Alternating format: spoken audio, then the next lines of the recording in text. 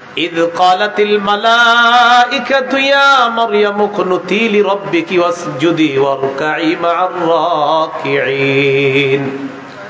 লম্বা আয়াত আছে إذ قالت الملائكة ফেরেশতারা যখন বললেন ইয়া মারিয়াম হে মারিয়াম ইন্নাল্লাহ আসতাফাকি নিশ্চয় আল্লাহ তোমাকে নির্বাচিত করেছেন ওয়া তাহহারাকি তোমাকে পবিত্র করেছেন ওয়াসতাফাকি আলা নিসাইল আলামিন মারিয়াম তুমি যেই যুগে আছো এই যুগে যত নারী আছে সব নারীর উপর আল্লাহ তোমাকে শ্রেষ্ঠত্ব দান করেছেন তো এরপরে বলতেছেন ইয়া মারিয়াম কুনুতি লিরাব্বিকি হে মারিয়াম উকুনুতি তুমি নত হও লিরাব্বিকি তোমার রবের সামনে ওয়াসজুদি তুমি সিজদা করো তুমি নত হও তুমি সিজদা করো আমার আল্লাহু নিসাআল মুমিনিনা ইযা খারাজনা মিন বুয়ুতিহিন্না ফি হাজা আইয়ুগাত্তিনা ওয়ুজুহাকুন্না মিন ফাওকি রুউসিহিন্না বিল জালাবিব বলেন আমার সাথে আল্লাহ নারীদেরকে আদেশ করেছেন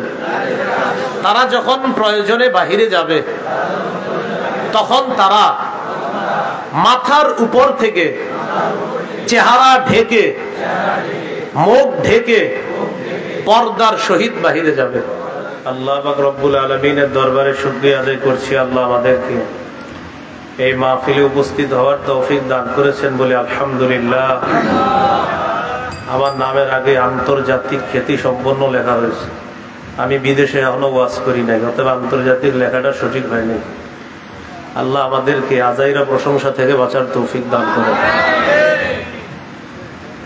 আমি আপনাদের সামনে সূরা আহজাবের 35 নম্বর আয়াতে কারিমা তেলাওয়াত করলাম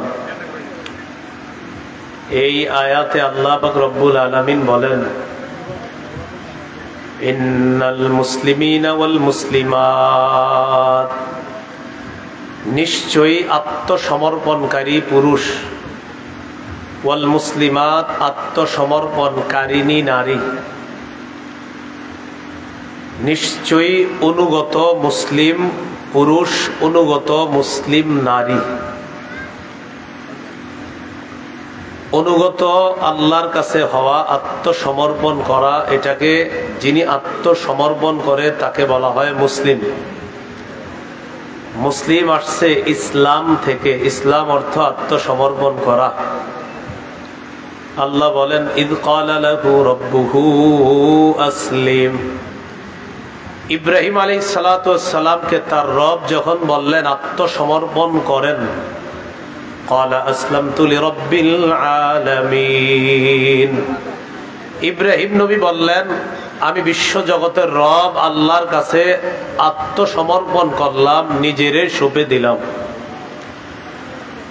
তা আল্লাহ বলেন আত্মসমর্পণকারী পুরুষ আত্মসমর্পণকারী নারী দেখেন আমরা মানুষ যারা আমরাই যে শুধু আল্লাহর কাছে নত হই আত্মসমর্পণ করি তা না আসমান জমিনের যা আছে সবাই আল্লাহর কাছে আত্মসমর্পণ করে সূরা আলী ইমরানের 83 নম্বর আয়াতে আল্লাহ বলেন ওয়ালাহু আসলামা মান ফিস সামাওয়াতি ওয়াল আরদ আসমান এবং জমিনের যা আছে সবাই তার কাছে আত্মসমর্পণ করে নত হয় আল্লাহ আমাদের সকলকে আল্লাহর কাছে একনিষ্ঠভাবে নত হওয়ার তৌফিক দান করেন আমিন তা আল্লাহ বলছেন ইন্নাল মুসলিমিনা ওয়াল মুসলিমাত আত্মসমর্পণকারী পুরুষ আত্মসমর্পণকারী নারী ওয়াল মুমিনিনা ওয়াল মুমিনাত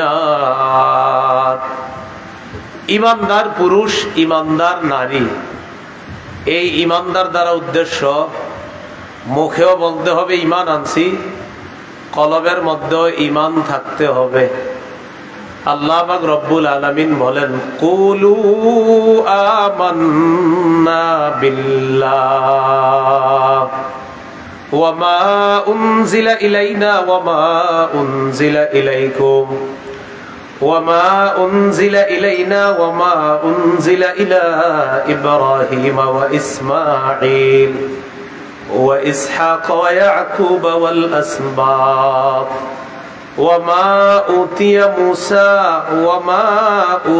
موسى وعيسى وما أوتي النبيون من ربهم সূরা বাকারা 136 নম্বর আয়াতে আল্লাহ বলেন, কুলু, তোমরা বলো, মুখে বলো, আমান্না বিল্লাহ, আমরা ঈমান আনছি, আমরা ঈমান আনলাম, বিল্লাহ, আল্লাহর প্রতি। এটা মুখেও বলবা। তো এক নাম্বার আল্লাহ বললেন মুখে বলবা ঈমান এনেছি। ওয়ামা উনজিলা ইলাইনা, আমাদের প্রতি যা নাজিল করা হয়েছে এটার প্রতিও আমরা ঈমান আনলাম। ওয়ামা উনজিলা ইলা ইব্রাহিম ওয়া ইসমাঈলা ওয়া ইসহাক ওয়া ইয়াকুবা ওয়াল আসবাত, ইব্রাহিম নবীর প্রতি যা অবতীর্ণ করা হয়েছে, ইসমাইল নবীর প্রতি যা অবতীর্ণ করা হয়েছে, ইসহাক নবীর প্রতি যা অবতীর্ণ করা হয়েছে, ইয়াকুব নবীর প্রতি যা অবতীর্ণ করা হয়েছে, ওয়াল আসবাত, তার বংশধরদের প্রতি যা অবতীর্ণ করা হয়েছে, আল্লাহর পক্ষ থেকে যা এসেছে সব এই মুখে বিশ্বাস করে নিলাম। এটা হলো প্রথমে মুখের দাবি।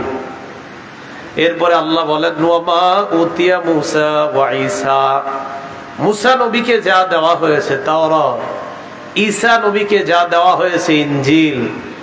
এই জায়গায় উদ্দেশ্য হলো আসমানি তাওরাত, আসমানি ইনজিলকেও আমরা বিশ্বাস করে নিলাম।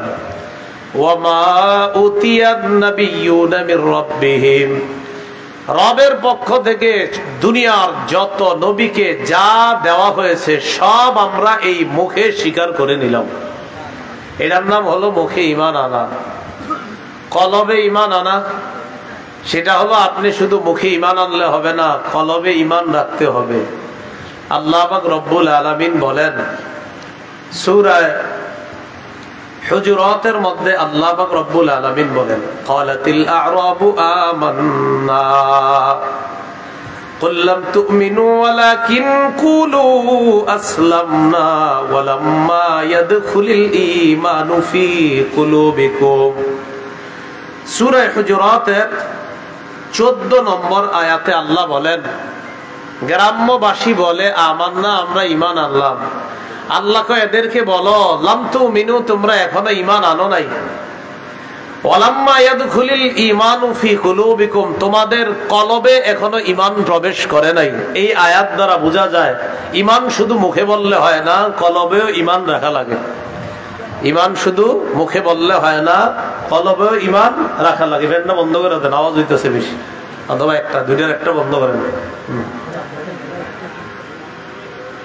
এখন সব ঘুরায় না, সমস্যা নেই, গরম আমারই না লাগবে, আপনাদের তো সমস্যা নেই, আমার গরম লাগুক, বন্ধ করেন। হ্যাঁ, আল্লাহ পাক রব্বুল আলামিন বলেন তোমাদের কলবের মধ্যে এখনো ঈমান প্রবেশ করে নাই। তাহলে একটা হলো মুখে ঈমান আনা, আরেকটা কলবে ঈমান, উভয় ভাবে ঈমান আনতে হবে। আল্লাহ আমাদের সকলকে কলব এবং মুখ উভয় মাধ্যমে যেন আমরা আল্লাহকে বিশ্বাস করতে পারি আর আল্লাহর সকল বিধানকে বিশ্বাস করতে পারি, আল্লাহ তৌফিক দান করেন। এরপরে আল্লাহ পাক রব্বুল আলামিন বলেন, ওয়াল কানিতিনা ওয়াল কানিতাত, ইবাদত গুজার পুরুষ, ইবাদত গুজার নারী, আল্লাহর কাছে যে নত হয় তাকে বলা হয় কানিত। মারিয়ামকে ফেরেশতারা ডেকে বলেছিলেন ঈসা নবীর আম্মাকে, ইদ ক্বালাতিল মালাইকাতু ইয়া মারইয়াম কুনুতি লিরাব্বিকি ওয়াসজুদি ওয়ারকাই মা'আর রাকিঈন। লম্বা আয়াত আছে। ইদ ক্বালাতিল মালাইকা, ফেরেশতারা যখন বললেন, ইয়া মারইয়াম, হে মারইয়াম, ইন্নাল্লাহা ইসতাফাকি, নিশ্চয় আল্লাহ তোমাকে নির্বাচিত করেছেন, ওয়াতাহহারাকি, তোমাকে পবিত্র করেছেন, ওয়াসতাফাকি আলা নিসাইল আলামিন, মারইয়াম তুমি যেই যুগে আছো এই যুগে যত নারী আছে সব নারীর উপর আল্লাহ তোমাকে শ্রেষ্ঠত্ব দান করেছেন। তো এরপরে বলতেছেন, ইয়া মারইয়াম কুনুতি লিরাব্বিকি, হে মারইয়াম উকুনুতি, তুমি নত হও, লিরাব্বিকি, তোমার রবের সামনে, ওয়াসজুদি, তুমি সিজদা করো, তুমি নত হও, তুমি সিজদা করো। তো আল্লাহ এখানে 3 নম্বরে বলতেছেন ওয়াল কানিতিনা ওয়াল কানিতাত, ইবাদত গুজার পুরুষ, ইবাদত গুজার নারী। তাহলে 1 নম্বর আত্মসমর্পণকারী মুসলিম পুরুষ, আত্মসমর্পণকারী নারী।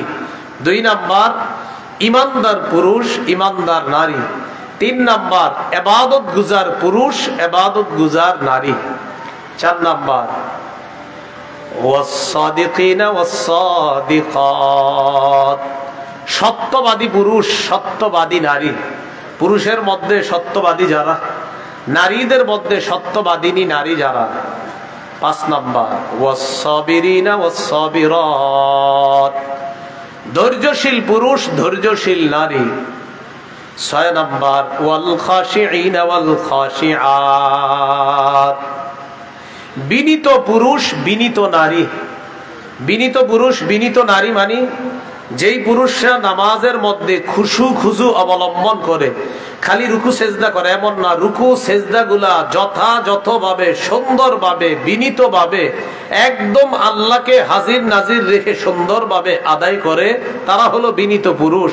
আর যেই মা বোনরা নামাজে দাঁড়াইলে মনে করে আমি আল্লাহর সামনে আছি, আল্লাহ আমার সামনে, কেমন যেন আল্লাহকে আমি দেখি না, আমি যদিও আল্লাহকে না দেখি আল্লাহ তো আমাকে দেখতে পায়, এইভাবে ইবাদত যারা করে আল্লাহ বলেন এরা হলো আল খাশিঈনা ওয়াল খাশিআত, বিনীত পুরুষ বিনীত নারী। এরপরে আল্লাহ বলেন ওয়াল মুতাসাদ্দিকিনা ওয়াল মুতাসাদ্দিকাত, দানশীল পুরুষ দানশীল নারী। যারা সদকা করে পুরুষ, যারা দান করে, যেই মহিলারা দান সদকা করে এই নারীরা। 8 নাম্বার ওয়াস-সাইমিনা ওয়াস-সাইমাত, যেই পুরুষরা রোজা রাখে আর যেই নারীরা রোজা রাখে। 9 নাম্বার ওয়াল হাফিজিনা ফুরুজাহুম ওয়াল হাফিজাত, যেই নারী পুরুষ নিজেদের লজ্জাস্থান হেফাজত করে। 10 নাম্বার ওয়াজ-জাকিরিনাল্লাহা কাসীরান ওয়াজ-জাকিরাত, যেই পুরুষ বেশি বেশি আল্লাহরে স্মরণ করে আর যেই নারী বেশি বেশি আল্লাহরে স্মরণ করে। আল্লাহরে স্মরণ কিভাবে করবেন? দাঁড়িয়ে আল্লাহরে স্মরণ করবেন, বসে আল্লাহরে স্মরণ করবেন, শুয়ে আল্লাহরে স্মরণ করবেন। সূরা আলী ইমরানের 190-191 নম্বর আয়াতে আল্লাহ বলেন ইন্না ফী খালকিস সামাওয়াতি ওয়াল আরদি ওয়াখতিলাফিল লাইলি ওয়ান নাহারি লাআয়াতিল লিউলিল আলবাব, আসমান সমূহের সৃষ্টি এবং জমিনের সৃষ্টির মাঝে, ওয়াখতিলাফিল লাইলি ওয়ান নাহার, রাত এবং দিনের পরিবর্তনের মাঝে, লাআয়াতিল লিউলিল আলবাব, নিদর্শন রয়েছে জ্ঞানীদের জন্য। এবার আল্লাহ বলেন জ্ঞানী কারা? আল্লাযীনা ইয়াযকুরুনাল্লাহা কিয়ামা, যারা দাঁড়িয়ে আল্লাহরে স্মরণ করে, আল্লাহর জিকির করে। ওয়া কুউদা, যারা বসে বসেও আল্লাহরে স্মরণ করে। ওয়া আলা জুনুবিহিম, যারা শুয়ে শুয়ে বালিশে মাথাটা লাগায়ও আল্লাহরে স্মরণ করে। এবং আজকে রাত্রে যখন শুইতে যাবেন বিছানায় বসে সুবহানাল্লাহ, আলহামদুলিল্লাহ, লা ইলাহা ইল্লাল্লাহ, আল্লাহু আকবার। আর ফাতেমা রাদিয়াল্লাহু তাআলা আনহারে নবীজি যেটা শিখাইছে যে ইযা আখাযতি মাদজাক, তুমি যখন বিছানায় যাইবা ফাতেমা, সাব্বিহিল্লাহা সালাসাও ওয়া সালাসিন, 33 বার সুবহানাল্লাহ পড়বা। ওয়াহমাদিল্লাহা সালাসাও ওয়া সালাসিন, 33 বার আলহামদুলিল্লাহ পড়বা। ওয়া কাব্বিরিল্লাহা আরবাআ ওয়া সালাসিন, 34 বার আল্লাহু আকবার পড়বা। ফাতেমা, সারাদিন কাজ করে যে ক্লান্ত হবে, তোমার শরীরের যে কষ্টগুলো হবে, এই 100 বার তাসবিহ পয়রা যখন শুইবা, সারা দিনের ক্লান্তি আল্লাহ দূর করে দিবেন। আল্লাহ বলেন জ্ঞানী কারা? আল্লাযীনা ইয়াযকুরুনাল্লাহা কিয়ামা, যারা দাঁড়িয়ে আল্লাহরে স্মরণ করে। ওয়া কুউদা, বসে বসে আল্লাহরে স্মরণ করে। ওয়া আলা জুনুবিহিম, শুয়ে শুয়ে আল্লাহকে স্মরণ করে। দেখেন আজকে আমরা সারাদিন যারা কাজ করছি, অটো চালাইছেন, সিএনজি চালাইছেন, কৃষি খাতে কাজ করছেন, দোকানদারি করছেন, সারাদিন আপনার কত পরিশ্রম কষ্ট হয়েছে, রাতে শোয়ার সময় আপনি এই তাসবিহটা আদায় করবেন। হযরতে ফাতেমা রাদিয়াল্লাহু তাআলা আনহা আল্লাহ রাসূলের কাছে গিয়েছিলেন খাদেম চাওয়ার জন্য। আব্বা, আপনার দরবারে খাদেম আসছে। তো হযরত আলী ফাতেমা রাদিয়াল্লাহু তাআলা আনহাকে পাঠাইছে, ফাতেমা নবীর দরবারে যাও, খাদেম আসছে কয়েকজন। তুমি তোমার আব্বাকে গিয়ে বলো একজন খাদেম দিতে, তোমার ঝাড়ু দিলে যে কষ্টগুলো হয়, কলসি দিয়া পানি ভরে আনতে যেই কষ্ট হয়, আর তোমার কাপড় চোপড় গুলা যেই পরিমাণ ময়লা হয়ে যায় কষ্টের কারণে, এই কষ্টগুলো একটু আসান হবে। হযরত ফাতেমা গেছে, আবু দাউদ শরীফের বর্ণনা, রাসূলের কাছে যাওয়ার পর অনেক মানুষ দেখে আর কিছু কয় নাই, চলে আসছে। নবীজি দেখছে আমার মেয়ে আমার কাছে আসছে, কিন্তু কিছু না কয়ে চলে গেছে। নবীজি পরের দিন আসছে, ফাতেমা, জি আব্বা, কি ব্যাপার, কালকে কেন গেছিলা, কিছু না বইলা চলে আসছো? হযরত ফাতেমা কিছু বলে না। হযরত আলী কয়, আমি বলছি ইয়া রাসূলুল্লাহ, ফাতেমাকে আমি পাঠাইছি আপনার কাছে একজন খাদেম আনার জন্য, কিন্তু ফাতেমা আপনার দরবারে মানুষ দেখে কিছু বলতে পারে নাই লজ্জায়, আর এখনো আপনার কাছে কিছু বলতে পারতেছে না। ফাতেমা কাজ করতে করতে হাতে কোমরে অবস্থা খুব খারাপ হয়ে গেছে, কলসি টানতে টানতে তার কোমরে দাগ পড়ে গেছে, ঝাড়ু দিতে দিতে তার কাপড় একটু বর্বর ময়লা হয়ে যায়। তাই আমি বলছিলাম আপনার দরবার থেকে একটা খাদেম চেয়ে নেওয়ার জন্য। নবীজি বললেন, ফাতেমা, তুমি যে সারাদিন কষ্ট করো, আমি তোমার এর চাইতে আরো দামি জিনিস শিখাইয়া দেই। শুইতে যাইলে 33 বার সুবহানাল্লাহ, 33 বার আলহামদুলিল্লাহ, 34 বার আল্লাহু আকবার পড়বা। এই আমলটা খাদেমের চাইতেও আরো শ্রেষ্ঠ। এই হাদিস গবেষণা করলে বোঝা যায়, শরীরে যে ক্লান্তি আসে কষ্ট করার পর, সারাদিন কাজকর্ম করে আপনাদের যে কষ্ট হয়, রাতের বেলা বিছানায় যাওয়ার সময় যদি এই তাসবিহ আদায় করে শোন, যেহেতু কষ্ট লাঘবের পরিবর্তে নবী এই আমল নবীর কন্যা ফাতেমাকে শিখাইছে, আশাবাদী ইনশাআল্লাহ এই আমল যদি করেন সারা দিনের ক্লান্তি আল্লাহ দূর করে দিবেন। ক্লান্তি দূর করার জন্যই তো খাদেম চাইছে। এটা বললেন, ওয়াযাকিরিনাল্লাহা কাসীরা ওয়াযাকিরাত, যেই সমস্ত পুরুষ আল্লাহরে স্মরণ করে আর যেই সমস্ত নারীরা আল্লাহরে স্মরণ করে, আ'আদ্দাল্লাহু লাহুম মাগফিরাতাও ওয়া আজরান আযীমা, আল্লাহ পাক রব্বুল আলামিন তাদের জন্য নির্ধারণ করে দিয়েছেন মাগফিরা, ক্ষমা প্রস্তুত করে রেখেছেন, ও আজরান আযীমা, আল্লাহ বলেন এই সমস্ত নারী পুরুষের জন্য আমি আল্লাহ বিরাট প্রতিদান প্রস্তুত করে রেখেছি। কয় শ্রেণী? 10 শ্রেণী। বলেন কয় শ্রেণী? 10 শ্রেণী। এখন আসেন, 10 শ্রেণী নারী পুরুষ আল্লাহ আমাদের জন্য প্রস্তুত করে রেখেছেন, এমন প্রতিদান যেটাকে আল্লাহ বললেন বিরাট। সূরা নিসা আল্লাহ বলেন,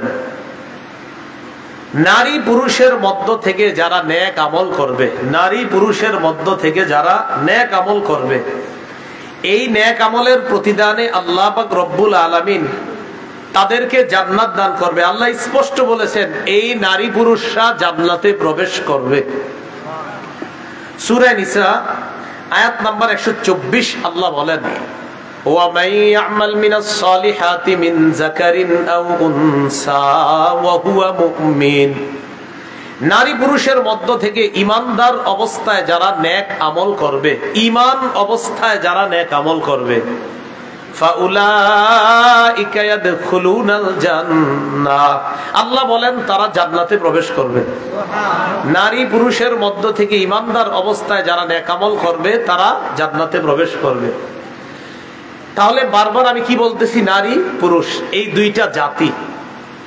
সূরা নিসার 1 নম্বর আয়াতে আল্লাহ বলেন, ইয়া আইয়ুহান নাসুত্তাকু রাব্বাকুমুল্লাযী খালাকাকুম মিন নাফসিন ওয়াহিদা, হে মানুষ তোমরা ভয় করো তোমাদের রবকে, যিনি তোমাদেরকে বানিয়েছেন এক আত্মা থেকে। এই আত্মা দ্বারা উদ্দেশ্য আদম নবী। وخلق منها زوجها وبث منهما رجالا كثيرا ونساء, আল্লাহ ব্যাখ্যা করতেছেন আদম থেকে আল্লাহ বানাইলেন তার বিবি হাওয়াকে। আদম এবং হাওয়া থেকে আল্লাহ অসংখ্য অগণিত নারী পুরুষ সারা পৃথিবীতে ছড়িয়ে দিয়েছেন।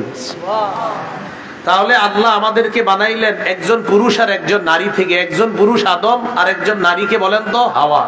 এই কথাটা সূরা হুজুরাতে আল্লাহ আরো সুন্দরভাবে বলেছেন, ইয়া আইয়ুহান নাসু ইন্না খালাকনাকুম মিন যাকারিন ওয়া উনসা। সূরা হুজুরাতের 13 নম্বর আয়াতে আল্লাহ বলেন, হে মানুষ, ইন্না খালাকনাকুম, আমি তোমাদেরকে সৃষ্টি করেছি, মিন যাকারিন, এক পুরুষ থেকে, ওয়া উনসা, এক নারী থেকে। এক পুরুষ আদম, এক নারী হাওয়া। আমি গুরুত্বপূর্ণ একটা আলোচনার দিকে আগাইতেছি, মনোযোগ সহকারে শুনলে শেষ পর্যন্ত আপনারা বসতে হবে, তাহলে একটা বিষয় আমাদের সামনে স্পষ্ট হবে যে বিষয়টা নিয়ে আমাদের দেশে ঝগড়া চলতেছে। তো আল্লাহ বললেন আমি তোমাদেরকে বানাইছি এক পুরুষ এক নারী থেকে। আবার সূরা নিসায় বললেন তোমরা ভয় করো ওই রবকে যিনি তোমাদেরকে এক আত্মা থেকে বানাইছে, আদম থেকে বানাইছে হাওয়াকে। তাহলে বলেন তো আদম তিনি কি পুরুষ আর হাওয়া তিনি কি বলেন তো নারী। আমরা এখানে যারা বসা আছি আমরা কি পর্দার আড়ালে যারা, তাহলে নারী আর পুরুষ কি আলাদা জাতি না এক জাতি? নারী পুরুষ এই যে দুইটা শ্রেণী আল্লাহ বানাইছে, নারীরা কি পুরুষ আর পুরুষরা কি নারী? আচ্ছা, যদি নারীরা পুরুষ হইতো তো এখানে এসে বসতো, ঠিক না? তাহলে মা বোনরা আলাদা একটা তাদের সম্মান মর্যাদা আছে বলে তারা পর্দার আড়ালে, আর আমরা তাদের থেকে আলাদা বলে আমরা এখন স্পষ্ট এখানে সরাসরি বসে আছি, তাই তো? তাহলে নারী পুরুষ না আর পুরুষ নারী না, এটা সবাই মানেন তো? পিছনে কয়েকজন জিনা কয় না, মানে কি নারী যে পুরুষ না পুরুষ নারী না, এটা এখনো মানতে নারাজ। আচ্ছা, নারী পুরুষের চলন বলন ইবাদত পার্থক্য হবে, ভিন্ন হবে। ইবাদতে যেমন পার্থক্য, তাদের চলাফেরায় পার্থক্য, তাদের পোশাক আশাকেও পার্থক্য। পুরুষরা চেহারা খুইলা রাস্তাঘাটে চলবে, এই জন্য আমার নাম পুরুষ। মা বোনরা চেহারা খুলে রাস্তায় চলবে না, তাই তার নাম নারী। চেহারা যদি উভয়দল খুইলা চলি তো আমার আর এর মাঝে পার্থক্য কোথায়? আচ্ছা, ইবাদতের মধ্যেও নারী পুরুষের পার্থক্য আছে। একটা কিতাব আছে নাম বাইহাকি, এই কিতাবের 2 নম্বর খণ্ড 223 নম্বর পৃষ্ঠা। আন্না রাসূলুল্লাহ সাল্লাল্লাহু আলাইহি ওয়াসাল্লাম মাররা আলা ইমরাতাইন তুসাল্লিয়ান। রাসূলুল্লাহ সাল্লাল্লাহু আলাইহি সাল্লাম 2 মহিলার পাশ দিয়ে অতিক্রম করলেন, যেই 2 মহিলা নামাজ আদায় করতেছিলেন। কয় মহিলা? ফাকালা ইযা সাজাদতুমা জুম্মা বা'দাল লাহমি ইলাল আরদ ফাইন্নাল মারআতা লাইসাত ফি যালিকা কাররাজুল। রাসূলুল্লাহ সাল্লাল্লাহু আলাইহি সাল্লাম 2 নারীর পাশ দিয়ে অতিক্রম করলেন, যারা নামাজ পড়তেছে। নবীজি সতর্ক করে 2 নারীকে বললেন, হে নারীরা, তোমরা যখন সিজদা করবা তখন তোমরা শরীরটা মাটির সাথে মিলাইবা, ভালো করে শরীরটা মাটির সাথে মিলিয়ে রাখবা। কেননা ফাইনাল মারআতা লাইসাত ফি যালিকা কাররাজুল, সিজদা করার ক্ষেত্রে নারীরা পুরুষের মতো না।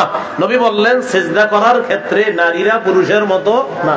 তাহলে নারী পুরুষের সিজদারও পার্থক্য হয়ে গেল। আচ্ছা, বাইহাকি শরীফের 2 নম্বর খণ্ড 223 নম্বর পৃষ্ঠা। এই জায়গার মধ্যে রাসূলুল্লাহ সাল্লাল্লাহু আলাইহি সাল্লামের আরেকটা বর্ণনা। قال رسول الله صلى الله عليه وسلم إذا جلست المرأة وضعت فخذها على فخذها الأخرى। রাসূলুল্লাহ সাল্লাল্লাহু আলাইহি সাল্লাম বলেন, নারী যখন নামাজের মধ্যে বসে তখন ওই নারী তার ডান উরুকে বাম উরুর উপর রাখবে। নারী যখন বসে তখন সে ডান উরুকে বাম উরুর উপর রাখবে। আমরা পুরুষরা কি ডান উরু বাম উরুর উপর রাখি? তাহলে পার্থক্য হয়ে গেল। মনোযোগ সহকারে শুনবেন। রাসূলুল্লাহ সাল্লাল্লাহু আলাইহি সাল্লাম বললেন, ইদা জালাসাতিল মারআ, নারী যখন নামাজের মধ্যে বসে, ফিস সালাহ, ইদা জালাসাতিল মারআতু ফিস সালাহ, নারী যখন নামাজের মধ্যে বসবে, ওয়াদাআত ফাখিজাহা আলা ফাখিজিহাল উখরা, সে তার ডান উরুকে বাম উরুর উপরে রাখবে। এরপর রাসূলুল্লাহ সাল্লাল্লাহু আলাইহি সাল্লাম বলেন, ওয়া ইদা সাজাদাত, নারী যখন সিজদা করবে, আলসাকাত বাতনাহা ফি ফাখিজাইহা, নারী সিজদা করলে তার পেটটাকে 2 উরুর সাথে মিলিয়ে রাখবে। নারী যখন সিজদা করবে তখন তার পেটকে 2 উরুর সাথে মিলাবে। আমরা পুরুষরা কি পেট উরুর সাথে মিলাই না বকরির বাচ্চা যাওয়া পরিমাণ খালি রাখি? খালি রাখি। তাহলে রাসূল বললেন, নারী যখন সিজদা করবে সে তার পেটকে 2 উরুর সাথে মিলাবে। নবীজি বলেন, শোনো, ওয়া ইন্নাল্লাহা তাআলা ইয়ানজুরু ইলাইহা, এই নামাজি যেই নারীটা তার পেটকে উরুর সাথে মিলায় আর নামাজে বসলে ডান উরুকে বাম উরুর উপর রাখে, এই নারীর দিকে আল্লাহ তাকায়। তাকানোর পর ফেরেশতাদেরকে বলে, হে ফেরেশতারা, উশহিদুকুম আন্নী ক্বাদ গফারতু লাহা, আমি তোমাদেরকে সাক্ষী রাখলাম এই মেয়েটাকে, এই নারীটাকে আমি মাফ করে দিলাম। সুবহানাল্লাহ। তাহলে ইবাদতে নারী পুরুষের পার্থক্য আছে, বসায়ও পার্থক্য, সেজদাও পার্থক্য। তাবরানী শরীফের বর্ণনা 22 নম্বর খণ্ড 19 এবং 20 নম্বর পৃষ্ঠা। রাসূলুল্লাহ সাল্লাল্লাহু আলাইহি সাল্লামের সাহাবী ওয়াইল ইবনে হুজুর, এই ওয়াইল ইবনে হুজুর রাদিয়াল্লাহু তাআলা আনহুর বর্ণনা, তিনি বলেন জিতুন নবী সাল্লাল্লাহু আলাইহি ওয়াসাল্লাম, আমি রাসূল সাল্লাল্লাহু আলাইহি সাল্লামের কাছে আসলাম। আসার পর আল্লাহ নবী আমাকে ডাকলেন, ডেকে বললেন ইয়া ওয়াইল ইবনে হুজুর, ও ওয়াইল ইবনে হুজুর, ইযা সাল্লাইতা, যখন তুমি নামাজের মধ্যে দাঁড়াও, যখন তুমি নামাজ আদায় করবা, ফাজআল ইয়াদাইকা হিজাআ উযুনাইকা, তুমি তোমার দুই হাত কান বরাবর উঠাইবা। সুবহানাল্লাহ। কি বরাবর? কান বরাবর। পুরুষরা কি বরাবর উঠাই? কান বরাবর।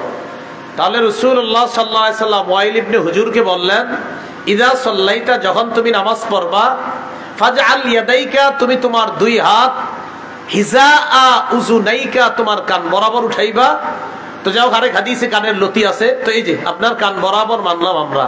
এবার নবী বলেন ওয়াল মারআতু তাজআলু ইয়াদাইহা, রাসূলুল্লাহ সাল্লাল্লাহু আলাইহি সাল্লাম বলেন মহিলারা তাদের হাত উঠাবে হিজাআ সাদিয়াইহা, বুক বরাবর। কি বরাবর? তাহলে পুরুষ কান বরাবর, নারী বুক বরাবর। তো হাত উঠানোর মধ্যে নারী পুরুষের পার্থক্য আসেনি? সেজদা আসেনি? বসায় আসেনি? তো ইবাদতে যদি পার্থক্য হয়, রাস্তায় বাইরে হইলে পার্থক্যটা কেন হবে না সেটা বলেন। তো রাসূলুল্লাহ সাল্লাল্লাহু আলাইহি সাল্লাম বললেন ওয়াইল, তুমি যখন নামাজ শুরু করবা, ফাজআল ইয়াদাইকা হিজাআ উযুনাইকা, তুমি তোমার দুই হাত কান বরাবর উঠাইবা। ওয়াল মারআতু তাজআলু ইয়াদাইহা হিজাআ সাদিয়াইহা, আর নারীরা হাত উঠাবে তাদের বুক বরাবর। তাহলে পুরুষ বলেন কান বরাবর, পুরুষ, আর নারীরা বুক বরাবর। একটা কিতাব আছে নাম মুসান্নাফ আব্দুর রাজ্জাক, এই কিতাবের 3 নম্বর খণ্ড 130 নম্বর পৃষ্ঠা। হযরত আলী রাদিয়াল্লাহু তাআলা আনহুর বর্ণনা, তিনি বলেন ইদা সাজাদাতিল মারআ, নারী যখন সিজদা করবে, ফালতাহতাফিজ, সে তখন জড়ো সরু হয়ে সিজদা করবে। নারী যখন সিজদা করবে, সে জড়ো সরু হয়ে সিজদা করবে। হযরত আলী রাদিয়াল্লাহু তাআলা আনহু বলেন নারী সিজদা করবে, জড়ো সরু হয়ে সিজদা করবে। তাহলে নারীকে হযরত আলী বললেন যেন জড়ো সরু হয়ে কি করে বলেন তো? সিজদা করে। এটা হাদিস থেকে আমরা স্পষ্ট বুঝলাম। একটা কিতাব আছে আপনার নাম মুসান্নাফু ইবনে আবি শাইবা, এই কিতাবের 2 নম্বর খণ্ড 302, 1 নম্বর খণ্ড 302 নম্বর পৃষ্ঠা।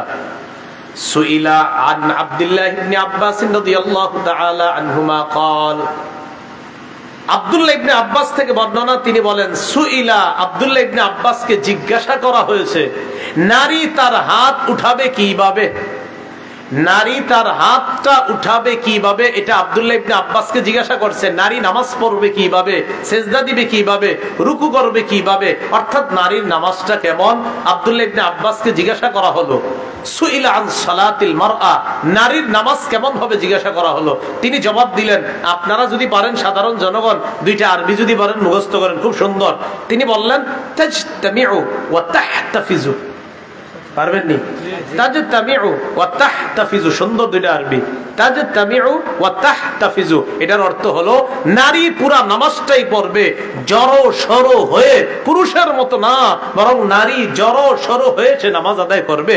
আর রাসূল হাদিসে বলছে নারী যখন জড়ো সরো হয়ে নামাজ আদায় করে, কা আস্তারি মা ইয়াকুনু লাহা, এটা নারীর পর্দার ক্ষেত্রে বেশি সহায়ক হয়। নারীর আর পুরুষের শারীরিক পার্থক্য আছে কিনা? তো রাসূল বলেন নারী যখন জড়সড় হয়ে নামাজ পড়ে, কাস্তারি মা ইয়াকুনু লাহা, তখন তার শারীরিক একটা পর্দা আছে, এই পর্দার ক্ষেত্রেও সহায়ক হয়। তা আব্দুল্লাহ ইবনে আব্বাস বললেন তাজতামিউ ওয়া তাহতাফিজু, জড়সড় হয়ে নারী তার নামাজ আদায় করবে। আতা ইবনে আবি রবাহ থেকে বর্ণনা, তাকে জিজ্ঞাসা করা হয়েছে, আতা ইবনে আবি রবাহ তাকে জিজ্ঞাসা করা হয়েছে নারী কিভাবে নামাজ আদায় করবে। এটাও মুসান্নাফে ইবনে আবি শাইবা 2 নম্বর খণ্ড 270 নম্বর পৃষ্ঠা আছে। তিনি বললেন যে পুরুষ হাত উঠাবে কান বরাবর আর নারী তার হাত উঠাবে বুক বরাবর, তাহলে বলেন তো হাত উঠানো, বসা, সেজদা করা, সেজদার মধ্যে একটা অবস্থা থাকা, নারী আর পুরুষের এই ইবাদতের পার্থক্য আছে না নাই? তো আমি বুঝাইতে চাইলাম, ইবাদতে যদি পার্থক্য থাকে, বাহিরে যখন নারী পুরুষ বের হবে তখন তাদের চলন বলনে পার্থক্য আছে না নাই? আছে, যে দলিল কোরআনে আছে। সুবহানাল্লাহ। সূরা নূরের 31 নম্বর আয়াতে আল্লাহ বলেন, ওয়ালা ইয়াদরিবনা বিআরজুলিহিন্না লিয়ু'লামা মা ইউখফিনা মিন যিনাতিহিন্না। কেউ হাসবো না। নারীরা তাদের দুই পা সজোরে নিক্ষেপ করবে না, যেন তাদের গোপন সৌন্দর্য প্রকাশ পেয়ে যায়। এই গোপন সৌন্দর্যটা প্রকাশ পেয়ে যেতে পারে, অন্য কেউ হাসাহাসি করতে পারে নারী যদি জোরে হাঁটাহাঁটি করে। তাই আল্লাহ বললেন নারী তার দুইটা পাও জোরে ফালাইতে পারবে না, আস্তে আস্তে হাঁটবে।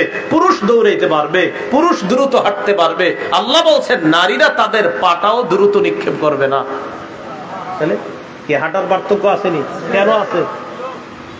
এজন্য আমরা যারা স্বামী আছেন, আপনারা আপনার বিবিরে যখন নাকি রিক্সা উঠাইতে নিয়ে যান, আপনারা একটা কাজ করেন, খারাপ কাজ ঠিক করেন না। ছেলেটারে কোলে নেন, বাচ্চাটারে নিয়ে একটা দৌড় দেয়, তো মহিলা কি করবো, উনিও একটু স্পিডে হাঁটে পিছে পিছে আপনার কারণে। ওই যে আপনি একটু দ্রুত দৌড়াইতেছেন, আপনি দ্রুত দৌড়াইবেন না। আপনি আপনার বিবিকে আস্তে ধীরে হাঁটার ব্যবস্থা করে দেন। আপনি দ্রুত দৌড়াবেন না। অটো পাবেন, রিক্সা পাবেন, বাস পাবেন, এশিয়া লাইন একটা চলে গেলে আরেকটা পাবেন ইনশাআল্লাহ। কিন্তু আপনার বিবি যে আল্লাহর হুকুম, নারীরা যেন তাদের পা সজোরে নিক্ষেপ না করে, আর এই সজোরে নিক্ষেপ করার কারণ যেন আপনি স্বামী না হন, এই বিষয়টা খেয়াল রাখবেন। স্বামী আগে দ্রুত দৌড়ায়, তো স্ত্রীও কি করবে, উনিও একটু হাঁটার স্পিড বাড়ায়, এটা আপনার কারণে। এজন্য আপনি দ্রুত হাঁটবেন না। কি কথাগুলো বুঝে আসছে? তাহলে নারী পুরুষের ইবাদতে পার্থক্য, চলাফেরায় কি আছে? এবার বলেন, যদি চলাফেরায় পার্থক্য থাকে, পোশাক আশাকে পার্থক্য আছে নি? খুব মন দিয়ে বুঝবেন। আল্লাহ পাক রব্বুল আলামিন সূরা আহজাবের 59 নম্বর আয়াতে বলেন, ইয়া আইয়ুহান নাবিয়্যু কুল লিআজওয়াজিকা وبناتك ونساء المؤمنين يدنين عليهن من جلابيبهن ذلك أدنى أن يعرفن فلا يؤذين وكان الله غفورا رحيما। হে নবী, আপনি আপনার বিবিদেরকে বলেন, আপনার কন্যাদেরকে বলেন, মুমিনদের নারীদেরকে বলেন, ইউদিনিনা আলাইহিন্না, তারা যেন নিজেদের উপর টেনে নেয়, মিন জালাবিবিহিন্না, তাদের চাদরের কিছু অংশ। তারা যখন ঘরের বাহিরে যাবে তখন যেন নিজেদের উপর টেনে নেয় তাদের চাদরের কিছু অংশ। এই আয়াতের ব্যাখ্যা আব্দুল্লাহ ইবনে আব্বাস বলেন, আমার আল্লাহু নিসাআল মুমিনিনা ইযা খারাজনা মিন বুয়ুতিহিন্না ফি হাজা আইয়ুগাত্তিনা উজুহাকুন্না মিন ফাওকি রুউসিহিন্না বিল জালাবিব। বলেন আমার সাথে, আল্লাহ নারীদেরকে আদেশ করেছেন তারা যখন প্রয়োজনে বাহিরে যাবে তখন তারা মাথার উপর থেকে চেহারা ঢেকে, মুখ ঢেকে পর্দার সহিত বাহিরে যাবে। তাহলে আল্লাহ নারীদেরকে আদেশ করেছেন তারা যখন কোনো প্রয়োজনে বাহিরে যাবে তাদের মাথার উপর, দেখেন কি বলছে, আইয়ুগাত্তিনা, তারা যেন ঢাকে, উজুহাহুন্না, তাদের চেহারা, মিন ফাওকি রুউসিহিন্না, মাথার উপর থেকে তারা যেন তাদের চেহারাটা ঢাকে, এরপর তারা বের হবে। তো বলেন, পুরুষ আর নারী উভয়ে বের হবে, উভয়ের বের হওয়ার মাঝে পার্থক্য আছে না নাই? তাহলে হাঁটারও পার্থক্য আছে, আবার উভয়ের বের হওয়ারও পার্থক্য আছে। এবার দেখেন নারী কোন পোশাকে বের হবে না। সূরা আহজাবের 33 নম্বর আয়াতে আল্লাহ বলেন, ওয়াকারনা ফি বুয়ুতিকুন্না ওয়ালা তাবাররাজনা তাবাররুজাল জাহিলিয়াতিল উলা। নবী আপনার বিবির মাধ্যমে সারা দুনিয়ার নারীদেরকে বলেন, ওয়াকারনা ফি বুয়ুতিকুন্না, নারীরা তোমরা ঘরে অবস্থান করবা, তোমরা তোমাদের ঘরে অবস্থান করবা, ওয়ালা তাবাররাজনা তাবাররুজাল জাহিলিয়াতিল উলা, প্রাক জাহিলি যুগের নারীরা যেইভাবে রাস্তায় বের হতো এইভাবে তোমরা বের হবা না। আল্লাহ বলে দিলেন বের হবা কিভাবে, মুখ ঢেকে বের হবা, জাহিলি যুগের নারীদের মতো বের হবা না। তাহলে সূরা আহজাবের 59 নম্বর আয়াতে বললেন মুখ ঢেকে বের হতে হবে, আর 33 নম্বর আয়াতে বলছেন শোনো জাহিলি যুগের নারীদের মতো বের হবা না। জাহিলি যুগের নারীরা কিভাবে বের হইতো? এই গলা থেকে তারা যে জামাটা পরতো দুই পাশে তারা ফাড়া রাখতো। নাউজুবিল্লাহ। মা বোনরা যে জামাটা পরতো তারা দুই পাশে ফাড়া রেখে কানাত তামশি বাইনে ইয়াদাই রিজাল, পুরুষরা যে রাস্তায় হাঁটতো ওই রাস্তায় পুরুষদের মাঝখানে গিয়ে তারা চলাফেরা করতো জাহিলি যুগে। আল্লাহ বললেন এই জাহিলি যুগের নারীদের মতো বের হবে না। তাহলে বলেন তো জাহিলি যুগের নারীদের মতো বের হবে না আমাদের মা বোনরা? হ্যাঁ, প্রয়োজনে বের হলে কি ঢেকে বের হবে? মুখ ঢেকে। এটা সূরা আহজাবের 59 নম্বর আয়াতে বলছে প্রয়োজনে মুখ ঢেকে বের হবে। আচ্ছা, মুখ ঢেকে বের হলে ফায়দা কি? আল্লাহ বলেন যালিকা আদনা আইয়ুরাফনা ফালা ইউযাইন, এতে তাদেরকে চেনা সহজ হবে যে তারা নারী। একটা নারী যখন বোরকা পরে মুখ ঢেকে বের হয়ে তারা চলবে তখন চেনা সহজ হবে, হ্যাঁ তারা নারী, তারা কারো সম্মানিতা মা, কারো বিবি, কারো কন্যা, কারো মেয়ে। আল্লাহ বলে ফালা ইউযাইন, যখন একটা ছেলে বুঝবে একজন সম্মানিতা নারী আমার সামনে দিয়ে যায়, ফালা ইউযাইন, তখন ওই নারীটাকে আর উত্তপ্ত করা হবে না, টিজ করা হবে না, ইফটিজিং বন্ধ করার স্লোগানও দেওয়া লাগবে না। আমি আল্লাহর বিধান তোমরা মেনে নাও। আল্লাহর বিধান মেনে নিলে ওই ইফটিজিং বন্ধ স্লোগান এটাও লাগবে না। আল্লাহর বিধান মানলে এমনি বন্ধ হয়ে যাবে। পর্দা ছাড়া আপনি পোস্টারে লিখলেন ইফটিজিং বন্ধ করুন, অথচ আপনার পর্দা নাই, আপনার চেহারা খোলা, চুলগুলা খোলা। আল্লাহ বলছে না চুল ঢাকো, চেহারা ঢাকো, তাহলে তোমাকে ইফটিজিং, তোমাকে টিজ করা হবে না। তোমাকে ফালাই উযাইনার অনুবাদ হলো ওই নারীদেরকে টিজ করা হবে না, টিজের বাংলা উত্তপ্ত করা হবে না। তাহলে বলেন তো মুখ ডেকে বের হইলে উপকারিতা কি? তাদেরকে কি কেউ এসিড মারবে? বিসমিল্লাহ। আপনাদের এলাকার 5 বখাটে ছেলে এক কলেজের সামনে গিয়ে দাঁড়াইছে। কলেজের সামনে দাঁড়িয়ে আছে কি দক্ষিণ পাড়ার জামিলা খাতুন এদিক দিয়ে যাবে, তার মুখে এসিড মারবেন, এই নিয়তে দাঁড়ায় রয়েছে। জামিলা খাতুনের বান্ধবীরা পরামর্শ দিছে যে তুমি এক কাজ করো, বোরকা পরো আর মুখ ঢাকো। তো এই মেয়েটা ইদানিং মুখ ঢাকা বের হয়, আর ওই 5 জন প্রতিদিন গিয়া দাঁড়ায়। গত শনিবার থেকে খালি প্রত্যেকদিন দাঁড়ায় রয়েছে, প্রত্যেকদিন যায়, কিন্তু ওই মেয়েটা আর বের হয় না। আসলে ওই মেয়ে ডেলি বের হচ্ছে, ওরা দেখে না, খালি খোঁজে কই। সবাই দেখে পর্দা অলি আপনার মুখ ঢাকা ঢাকা, তো তাদের টার্গেট হলো ওই উত্তর পাড়ার অমুকে তো মুখ ঢাকে না। এখন এরা খোঁজ খবর নিয়ে বুঝতে পারলো মেয়েটা মনে হয় আর কলেজে আসে না। আসলে মেয়ে ডেলি কলেজে আসতেছিল, ডেলি ক্লাস করতেছিল। শুধু মুসলিম বান্ধবীরা, অন্যান্য পর্দা মেশিন মেয়েরা বুদ্ধি দিছে মুখ ঢাকো, তাহলে তোমার আর চিনবে না, এসিড মারার আর তোমার মুখে এসিড পড়ার ভয়ও করবে না। এই মেয়েটার মুখ ঢাকার কারণে ছেলেগুলা খালি তারে তালাশ করে, কোথায় দেখেন তো মুখ ঢাকার উপকারিতা আছে না নাই। তাহলে এবার আপনাদের কাছে শুনতে চাই, পর্দা কি মুখ সহ না মুখ ছাড়া? তো আমি যদি আপনাদের আব্বার মতো হই, আমার সামনে কি মুখ ঢাকা লাগবে কিনা? হ্যাঁ, মনে করেন আমার সামনে একটা মেয়ে, আমি হারে পড়াইতেছি বালেগা, তো আমি এর শিক্ষক হিসাবে বাপের মতো। আমি শিক্ষক হিসাবে কিসের মতো? তো শিক্ষক হিসাবে বাপ, আপন বাপ তো না। শিক্ষক উনি শিক্ষক, আপন বাপ না। আপন বাপের সাথে পর্দা করা লাগে না, শিক্ষক 100 বার বাপ হলেও পর্দা করা লাগবে। আচ্ছা, সহিহ বুখারীর একটা বর্ণনা শুনেন, 4213 নম্বর হাদিস সহিহ বুখারী। এই হাদিসের বর্ণনাকারী আনাস রাদিয়াল্লাহু তাআলা আনহু। রাসূলুল্লাহ সাল্লাল্লাহু আলাইহি সাল্লাম যখন বিয়ে করলেন হযরত সফিয়া রাদিয়াল্লাহু তাআলা আনহাকে, নবীজির বিবি সফিয়া। এই সফিয়া হলেন ইহুদিদের নেতা হুয়াই ইবনে আখতাবের কন্যা, আরেক নেতার কন্যা। তো নেতার কন্যা মুসলমান হইছে, মুরব্বী সাহাবীরা পরামর্শ দিলেন, ইয়া রাসূলুল্লাহ, যেহেতু নেতার কন্যা আপনি বিয়ে করেন, তাহলে তার মর্যাদা রক্ষা হবে, কারণ আপনি আমাদের মাঝে সবচেয়ে সম্মানিত। এজন্য এই মেয়েটা যদি আপনার বিবি হয় তো তার সম্মান, মর্যাদা এবং তার মনটাও ভালো থাকবে। এটা সাহাবীরা পরামর্শ দিছে, যেহেতু সম্ভ্রান্ত বংশের মেয়ে। নবী বিয়ে করছে। মন দিয়ে শুনেন, আমরা এখান থেকে পর্দার বিধান, মুখ ঢাকা লাগবে কিনা এটা আমরা জানবো। বিয়ে করার পর হযরত সফিয়া রাদিয়াল্লাহু তাআলা আনহার সাথে রাসূল সাল্লাল্লাহু আলাইহি সাল্লাম বাসর করার জন্য আকামা রাসূলুল্লাহ সাল্লাল্লাহু আলাইহি সাল্লাম বাইনাল মাদিনা বাইনা খায়বার ওয়াল মাদিনা সালাসা লায়াল, 3 রাত অবস্থান করলেন খায়বার এবং মদিনার মাঝখানে। কেন? যে হযরত সুফিয়ার সাথে বাসর হবে এবং সফরের মধ্যে এটা। এখন নবীজি বাসর হওয়ার পর পুরুষের পক্ষ থেকে অলিমা খাওয়ানো সুন্নত। ছেলে বিয়ে করার পর যখন বাসর হবে এরপর ছেলের পক্ষ থেকে অলিমা খাওয়ানো কি সুন্নত। যদিও আমরা বরযাত্রী নিয়ে মেয়ের বাড়িতে 300 জন যাই, আর মেয়ের বাপ ঋণ কইরা 3টা গরু জবাই করে নির্লজ্জের মতো সবাই খাইতে যাই। যাই হোক,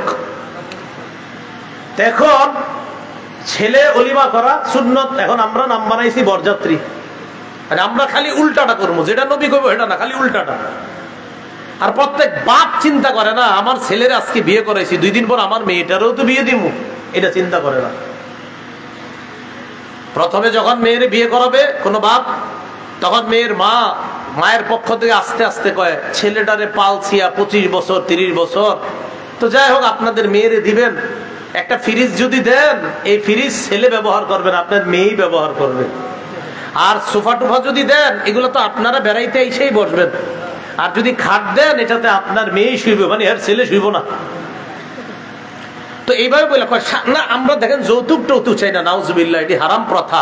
তো এমনি আপনার খাট এটা কি যৌতুক, ফ্রিজ এটা কি যৌতুক? তো আপনার টোটাল হয়তো 1.5-2 লাখ টাকা হয়, এটা তো আত্মীয় দিতেই পারে, এটা আনছে মনে করেন ওই কয়া টয়া।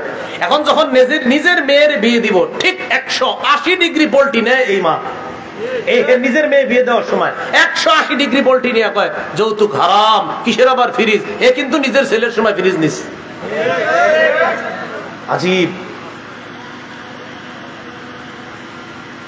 তো রাসূলুল্লাহ সাল্লাল্লাহু আলাইহি সাল্লামের ওলিমা, আনাস রাদিয়াল্লাহু তাআলা আনহু বলেন, দাউতুল মুসলিমিনা ইলা ওয়ালিমা, আমি মুসলমানদেরকে দাওয়াত দিলাম রাসূলের ওলিমা খাওয়ার জন্য।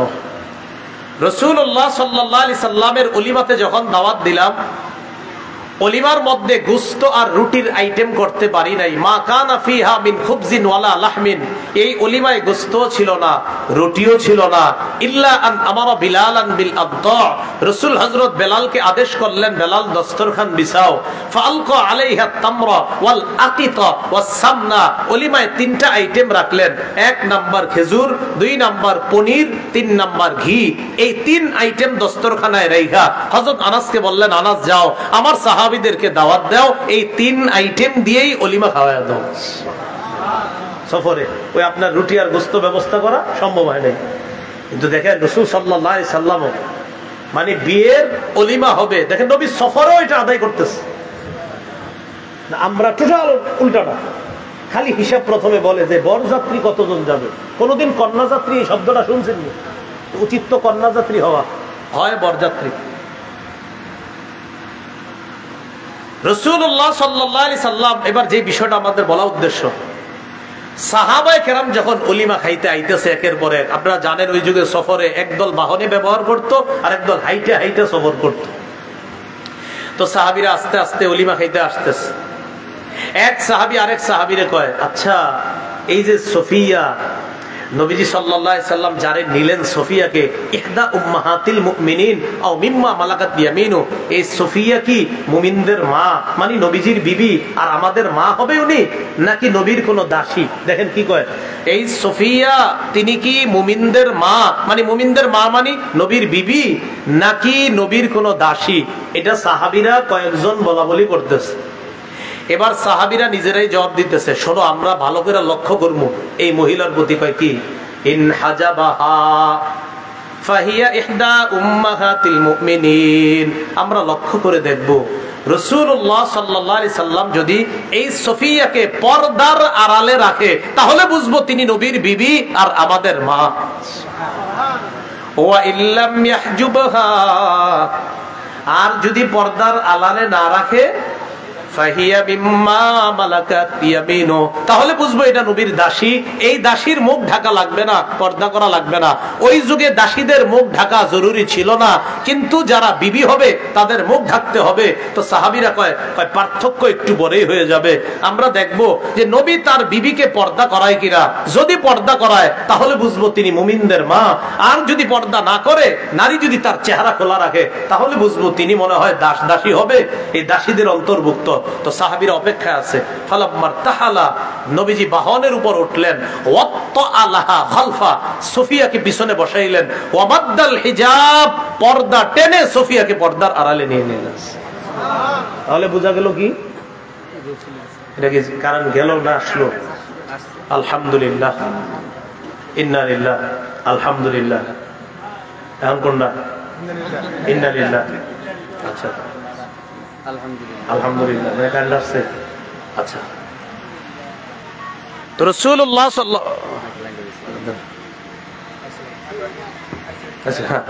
রাসূলুল্লাহ সাল্লাল্লাহু আলাইহি সাল্লাম, ইকু লাগবে না, ইকু লাগবে না ভাই, ইকু লাগবে না। রাসূলুল্লাহ সাল্লাল্লাহু আলাইহি ওয়াসাল্লাম তার বিবিকে যখন পর্দার আড়ালে নিলেন, তখন সাহাবীরা বুঝলেন তিনি নবীর বিবি। যদি পর্দার আড়ালে না নিতেন তো তারা বুঝতো তিনি কোনো দাসী। তাহলে বলেন তো, মুখ ঢাকার জরুরি আছে না নাই? আচ্ছা, সূরা আহজাবের 53 নম্বর আয়াত, মনোযোগ দিয়ে কথাগুলো মনে রাখেন। এই আয়াতে আসছে নবীজি সাহাবায়ে কেরামকে মাঝে মাঝে তার বিবিদের কাছে পাঠাইতেন। কেন? প্রয়োজনীয় কোনো জিনিস চাওয়ার জন্য নবী পাঠাইতেন। আবু হুরায়রা বা কোনো সাহাবীকে পাঠাইতেন, যাও আম্মা জানদের ঘরে গিয়ে দেখো যে ওই প্রয়োজনীয় জিনিসটা আছে কিনা, এরকম পাঠাইতেন। আল্লাহ পাক রব্বুল আলামিন বলে দিলেন, ওয়া ইযা সাআলতুমুহুন্না মাতাআন ফাসআলুহুন্না মিন ওয়ারাই হিজাব। যখন তোমরা নবীর বিবিদের কাছে প্রয়োজনীয় কোনো জিনিস চাইবা, ফাসআলুহুন্না, তখন তোমরা প্রয়োজনীয় জিনিসটা চাইবা মিন ওয়ারাই হিজাব, পর্দার আড়াল থেকে চাইবা। সাহাবীদেরকে বললেন, যখন তোমরা নবীর বিবিদের কাছে প্রয়োজনীয় কোনো জিনিস চাইবা, পর্দার আড়াল থেকে চাইবা। আপনারা বাড়ির পাশ দিয়ে যাইতেছেন, পানির পিপাসা লাগছে, হঠাৎ এই বাড়িতে গিয়ে বললেন, বাড়িতে কেউ আছেন, এক গ্লাস পানির হলে আমার জন্য ভালো হয়।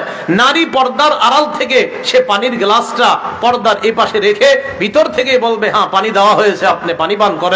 আল্লাহ বলছেন, নারীদের থেকে যখন কিছু চাইবা, পর্দার আড়াল থেকে চাইবা।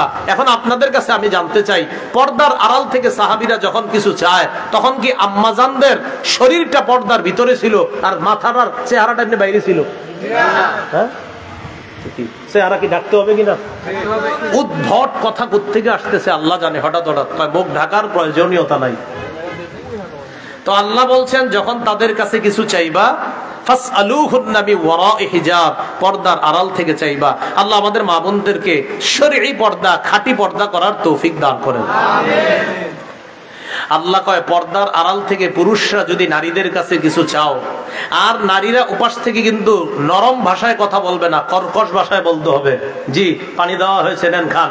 কোনো নরম ভাষা না, কিন্তু নারী যখন কোনো পুরুষের সাথে কথা বলবে কর্কশ ভাষায়, নরম ভাষায় বলা যাবে না।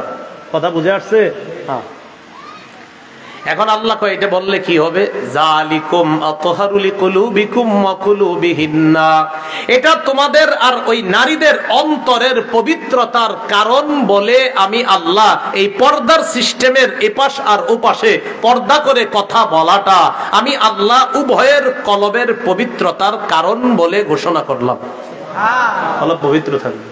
সহজে বুঝেন, মোবাইলে হঠাৎ এক নারী কণ্ঠ আর আপনার সাথে খুব সুন্দর করে কথা বলতেছে, আপনার ঘরে মাত্র 3 জন সন্তান। কয়জন? 3 জন। কিছুদিন পরে আর ঘরে আসে না ঠিক মতো, মানে ভাল লাগে না। ইদানিং ঘটনা কি? স্ত্রীরও ভাল লাগে না, ছেলে মেয়ে কাউরে আর ভাল লাগে না। সমস্যা মনে হয় কোথাও হচ্ছে। কি উনি ওই তালতলায় গিয়া খালি কার সাথে যাই কথা কয়? কি ইদানিং কার সাথে কথা বলেন? না, ওই ব্যবসায়ী পারপাস, ব্যবসায়ী পারপাস সব যাইতেছে। এটা আপনি মানেন আর না মানেন, দুই পক্ষ থেকে যখন নাকি আপনি নরম সুরে কথা বলা হবে, অবশ্যই শয়তান তাদেরকে বিপদে ফেলাবে। সহজ হিসাব। আরেকটা হাদিস শুনেন, বাইহাকি শরীফ দালাইলুন নবুওয়াহ 7 নম্বর খন্ড 117 নম্বর পৃষ্ঠা। রাসূল ইন্তেকাল করলেন। ওলামা ছাড়া এখানে যারা আছেন কেউ বলতে পারবেন রাসূল কোন বিবির ঘরে ইন্তেকাল করছে? আলেম ছাড়া অন্যরা? মাশাআল্লাহ, মাশাআল্লাহ। আয়েশা সিদ্দিকা রাদিয়াল্লাহু তাআলা আনহার ঘরে রাসূল ইন্তেকাল করলেন।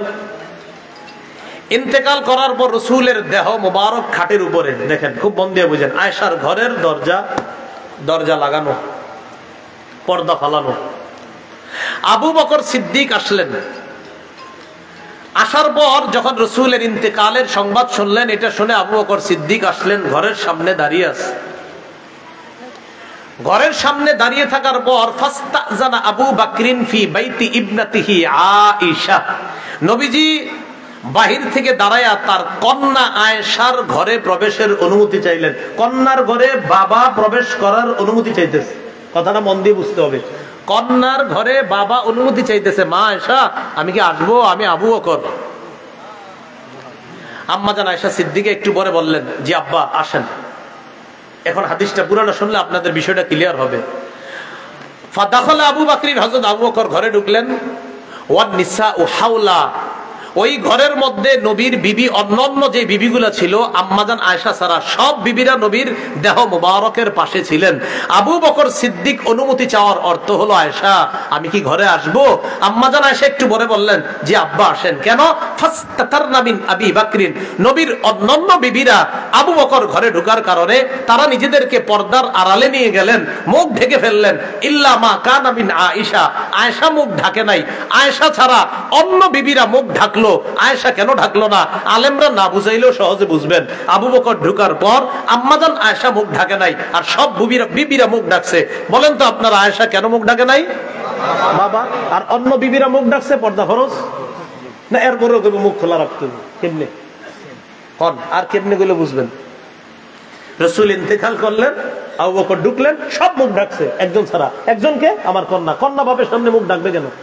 সহজ হিসাব। আচ্ছা, আরেকটা হাদিস শোনেন, সহিহ বুখারীর 4141 নম্বর হাদিস। 4141 কত হয়? 4141, লম্বা হাদিস। তো লম্বা হাদিস আমরা শুনবো না, শুধু সামান্য একটু 3টা লাইন শুনবো।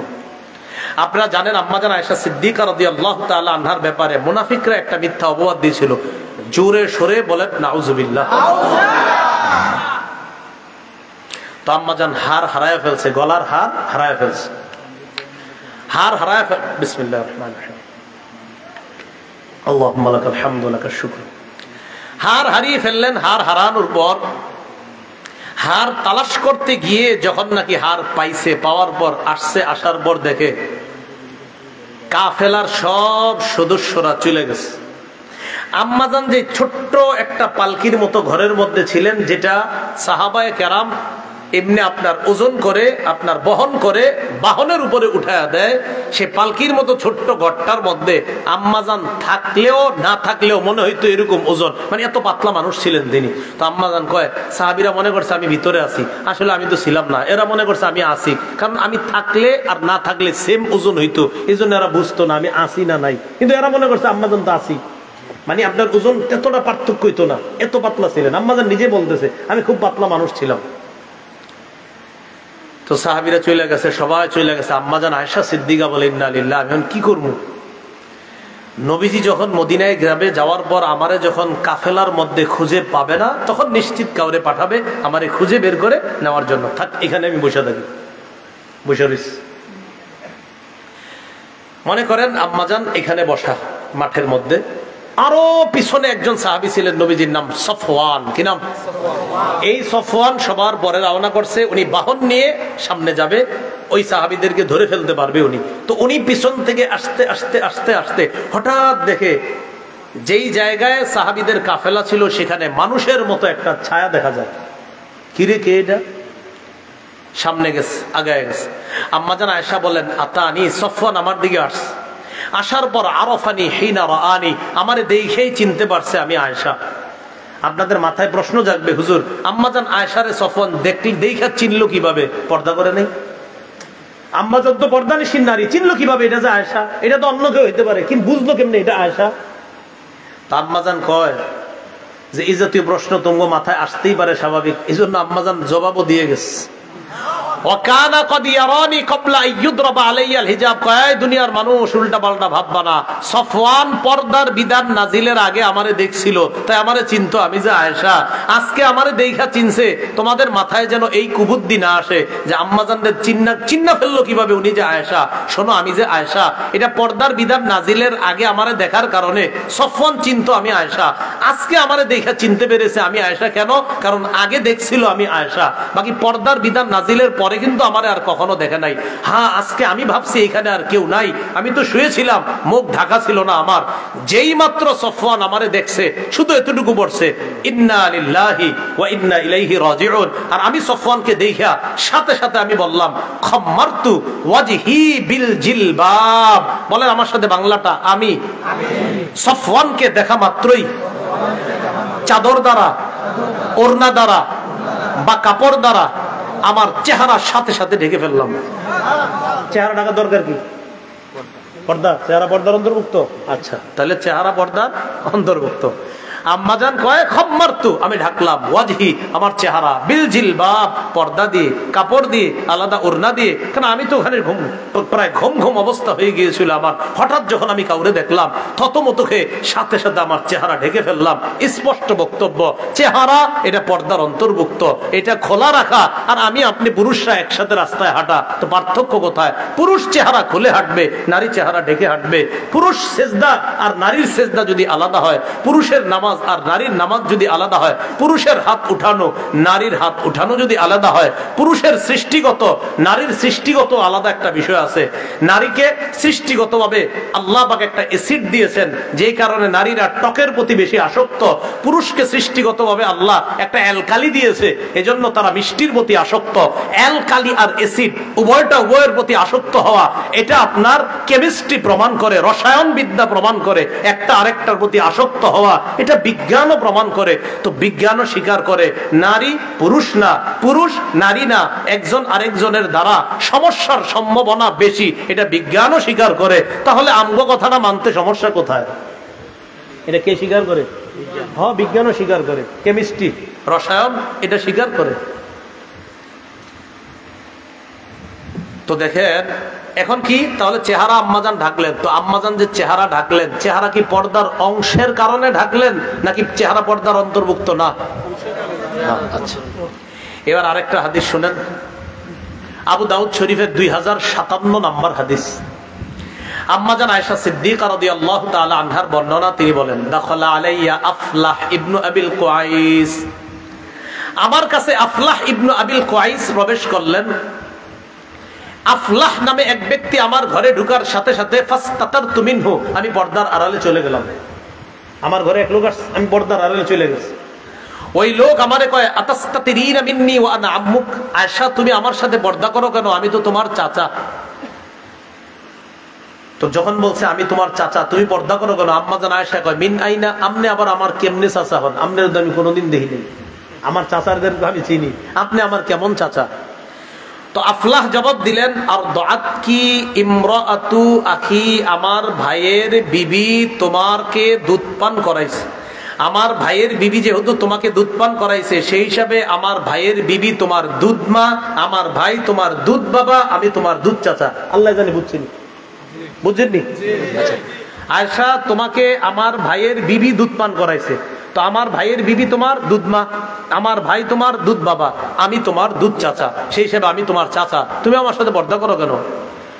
আম্মাজান আয়েশা যে জবাব দিচ্ছেন, উনি তখন মাসালাটা জানতেন না, তো একটা জবাব দিছে। একটু হাসবেন আপনারা জবাবটা শুনে, বাকি বেশি জোরে হাসেন না, একটু হাসির কথা আর কি। আম্মাজান বললেন ইন্নামা আরদাআতনিল মারআ, আমারে দুধ পান করাইছে মহিলা, ওয়ালাম ইউরদিনির রাজুল, পুরুষ তো দুধ খাওয়ায় নেই, আমারে দুধ পান করাইছে মহিলা, তো মহিলার সাথে আমার সম্পর্ক হবে, আপনার লোক আমার কিসের সম্পর্ক?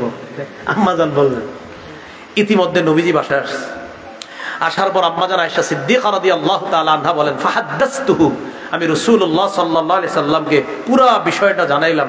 নবীজি বললেন আয়েশা ইন্নাহু আম্মুকি, হ্যাঁ সে আসলে তোমার চাচা। ফাল্লালিজ আলাইকি, সে সমস্যা নেই, সে তোমার চাচা। আয়েশা, বংশীয় কারণে যাদের সাথে পর্দা করা লাগে না, দুধের সম্পর্কের কারণেও তাদের সাথে পর্দা করা লাগে না, সে আসলেই তোমার চাচা। বাকি এটা বুঝো আমাদের উদ্দেশ্য না। আমার উদ্দেশ্য আম্মাজান প্রথমে পর্দার আড়ালে কেন গেলেন? হ্যাঁ, পর্দার আড়ালে গিয়ে কি মুখটা বাইরে রাখছিল? তাহলে মুখ কি পর্দার অন্তর্ভুক্ত কিনা? আচ্ছা, এবার আরেকটা হাদিস শুনেন। আবু দাউদ শরীফের বর্ণনা, উম্মে খাল্লাদ নামে এক মহিলা রাসূলের কাছে আসছে, তার ছেলে ইন্তেকাল করছে। তো ছেলের ব্যাপারে নবীর কাছে জানতে আসছে। সাহাবীরা কয় আতাসআলিনা আন ইবনিকি ওয়া আনতি মুনতাকিবা, তুমি মুখে নেকাব লাগায় আসছো ছেলের ব্যাপারে জানতে, তোমার মাথা ঠিক আছে? কেন? ছেলে শহীদ হয়ে গেছে, ইন্তেকাল, ছেলে মারা গেছে, এই ছেলে মারা যাওয়ার পরেও মুখ যে ঢাকতে হবে এটা তোমার মনে আছে? মহিলারা সাহাবীরা বলতেছে ছেলে মারা গেলেও তোমার যে মুখ ঢাকতে হয় এই সেন্স আছে তোমার?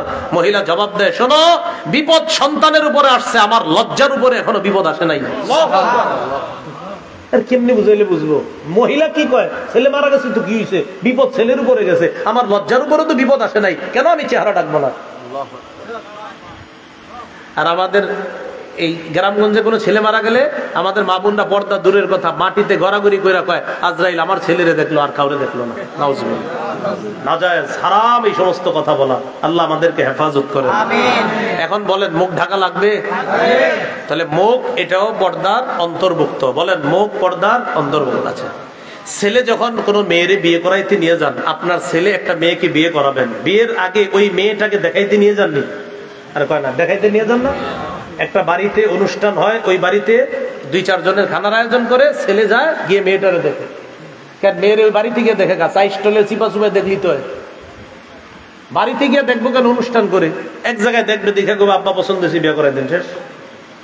হ্যাঁ, কারণ ছেলে মেয়েকে বিয়ের জন্য শুধু ওই সময়ের জন্য ততটুকু দেখা যায়। এই জন্য বাবা ফোন দেয় মেয়ের যে হ্যাঁ আসেন, আপনারা যে প্রস্তাব দিচ্ছেন আমাদের মেয়েকে আজকে দেখার জন্য আপনারা আসতে পারেন। তখন ওই ছেলেটা মেয়েটাকে দেখার জন্য একটা নির্দিষ্ট সময় করে, দিন করে, তারিখ করে দেখতে যায়। কেন? কারণ শরীয়ত তাকে ওই দিনের জন্য সামান্য সময় বিয়ে করার নিয়তে কিছু মুহূর্ত দেখা অনুমোদন দিয়েছে শরীয়ত, অন্য সময় দেখার অনুমোদন দেয় না। এটা মুখের কথা না, হাদিসের কথা। হাদিসটা শুনেন তাহলে।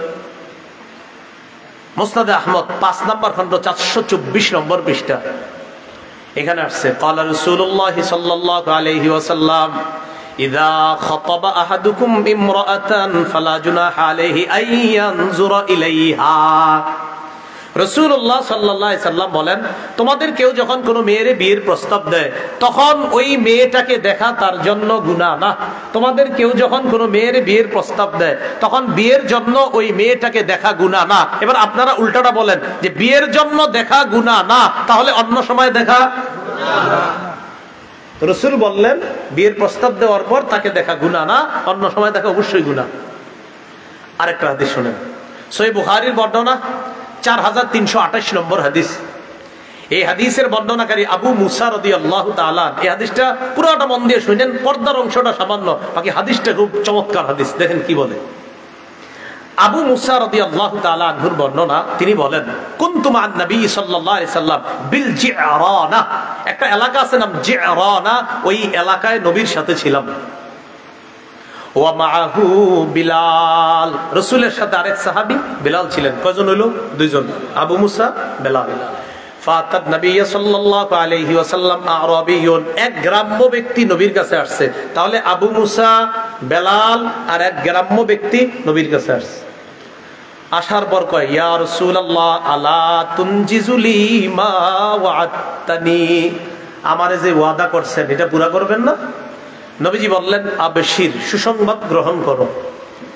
এক গ্রাম্য ব্যক্তি কয়, কদ আকসারতা আলাইয়া মিন আবশির, আপনি খালি বলেন সুসংবাদ গ্রহণ করো, সুসংবাদটা কি এটাই তো করলাম। গ্রাম্য ব্যক্তি বলছে।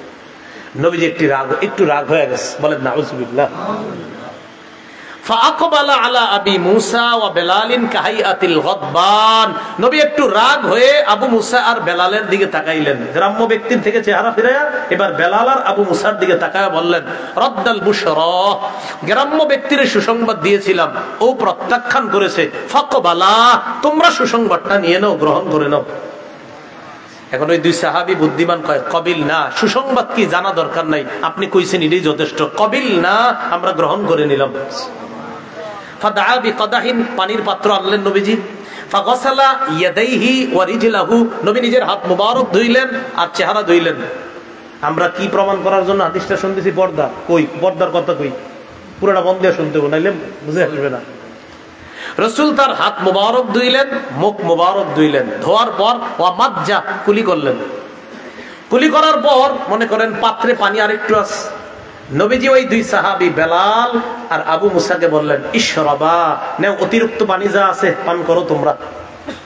ফাআফরিগা আলা নুহুরিকুমা ওয়া উজুহিকুমা, আর পানি যা থাকবে এই পানির ছিটা আলা উজুহিকুমা, চেহারা আর বুকের মধ্যে দিয়ে দিবা তোমরা। স্বপ্নেও যদি নবীর এরকম পানি পেয়ে যান তাও কিন্তু কম না। নবী সরাসরি বলতেছে, আমি যেই পানিটা উযু করলাম, কুলি করলাম, আর কিছু পানি আছে, এটা তোমরা দুইজন পান করো, পান করার পর চেহারা আর বুকের মধ্যে কি করো, ছিটায় দাও। কি প্রমাণ করার জন্য হাদিস চলতেছে? পর্দা। এই অবস্থা চলতেছে। ফাফাআলা, দুই সাহাবী তাই করলেন, পান করলেন, শরীরে আর মুখে ছিটাইতে লাগলেন। ফানাদাতু উম্মু সালমা বিন ওয়ারাইস সিতরি, নবীজির বিবি আম্মা জান উম্মে সালমা পর্দার আড়াল থেকে দুই সাহাবীকে ডাক দিলেন। কোত্থেকে? পর্দার আড়াল থেকে। কোত্থেকে? পর্দা। দুই সাহাবী বেলাল আর আবু মুসা, তাদের দুইজনকে ডাকলেন। ডাকার পর বললেন, আফজিলা লি উম্মিকুমা, আবু মুসা, বেলাল, তোমাদের এই মায়ের জন্য কিছু বরকত রেখে দিও। তোমরা দুইজন যে পানি পান করতেছো, নবীর বরকতটা, আফজিলা লি উম্মিকুমা, তোমাদের এই মায়ের জন্য কিছু বরকত রেখে দিও। তো মা পর্দার বাহির থেকে বলছে না পর্দার আড়াল থেকে? কেন? মা ছেলের মতো, ছেলেরা মায়ের সামনে আছে আর মা ছেলের সামনে, পর্দা লাগে কেন? হ্যাঁ, নবীর বিবিরা আমাদের মা, বাকি জন্মদাত্রী মা না, জন্মদানকারিনী মা না। এই জন্য নবীর বিবিরা মা হওয়ার পরেও তাদের সাথে পর্দা ফরজ। জন্মদারিনী মা যিনি, তিনি আমার জন্ম দিয়েছেন, তাই তার সাথে পর্দা ফরজ না। তাই ধর্মীয় মা, অমুক মা, তমুক মা, আমি তোমার মায়ের মতো, সবার সাথে পর্দা ফরজ। আমি তোমার বাপের মতো, এগুলোর সাথে পর্দা ফরজ। তাহলে মত বাপ, মত মা, পর্দা ফরজ। আসল বাপ, আসল মা, সেখানে মাসালা ভিন্ন। কথা বুঝে আসছে? তো চেহারা ঢাকুন লাগবো নি? তাহলে পর্দা কি চেহারা সহ না চেহারা ছাড়া? তাহলে আবার পূর্বের কথা থেকে আছেন, মুসলমান নারী পুরুষ। তাহলে পুরুষ নারী আর নারী পুরুষ দুইজন কি এক না? নারী আলাদা আর পুরুষ আলাদা। তাহলে নারী পুরুষ না আর পুরুষ নারী না। আচ্ছা, দুজনকে আল্লাহ আদম থেকে বানাইছে কিভাবে? আদম থেকে বানাইছে হাওয়াকে, আর আদম এবং হাওয়া আলাইহিমাস সালাতু ওয়াস সালাম থেকে নারী পুরুষ বানাইছে। বানানোর পর আল্লাহ পাক রব্বুল আলামিন নারী পুরুষকে বলে দিলেন, এদের মধ্যে ঈমানদার অবস্থায় যারা নেক আমল করবে তারা জান্নাতে যাবে। এবার নবী বললেন, শোনো, আমলের মধ্যে পার্থক্য হবে। তোমাদের সেজদা, পুরুষের সেজদা আলাদা হবে। নারীদের হাত উঠানো, পুরুষের হাত উঠানো আলাদা হবে। নারীর সেজদা দেওয়া, নারীর রুকু করা পুরুষের চাইতে অবশ্যই তার আলাদা হবে। তাহলে নারীর সেজদা, রুকু, নামাজটা রাসূলুল্লাহ সাল্লাল্লাহু আলাইহি সাল্লাম বলেন, নারী জড়সড় হয়ে নামাজ আদায় করবে। হযরত আলী বলেন, নারী জড়সড় হয়ে নামাজ আদায় করবে। আব্দুল্লাহ ইবনে আব্বাস বলেন, নারী জড়সড় হয়ে নামাজ আদায় করবে। রাসূল বলেন, ওয়াইল, কান বরাবর হাত উঠাইবা, নারীরা বুক বরাবর হাত উঠাইবে। আতা ইবনে রাবাহ বলেন, পুরুষরা কান বরাবর হাত উঠাইবে, নারীরা বুক বরাবর হাত উঠাইবে। হাত উঠানোতে পার্থক্য, সেজদার মধ্যে পার্থক্য, বসার মধ্যে পার্থক্য। তাহলে বলেন, বাহিরে যাওয়ার মধ্যে পার্থক্য আছে না নাই? নারীরা কিভাবে যেন বের হবে মনে আসেনি? পর্দা করে, মুখ ঢেকে। কাদের মতো না, জাহিলি যুগের নারীদের মতো না। আল্লাহ আমাদের সকলকে যে কথাগুলো বললাম, শুনলাম, পর্দার গুরুত্ব অনুধাবন করে সমাজে, এলাকায়, সর্বত্র আমরা মা বোনদেরকে যেন পর্দার পারি, আল্লাহ তৌফিক দান করেন। সুবহানাল্লাহি ওয়া বিহামদিহি, সুবহানাকাল্লাহুম্মা ওয়া বিহামদিকা, আশহাদু আল্লা ইলাহা ইল্লা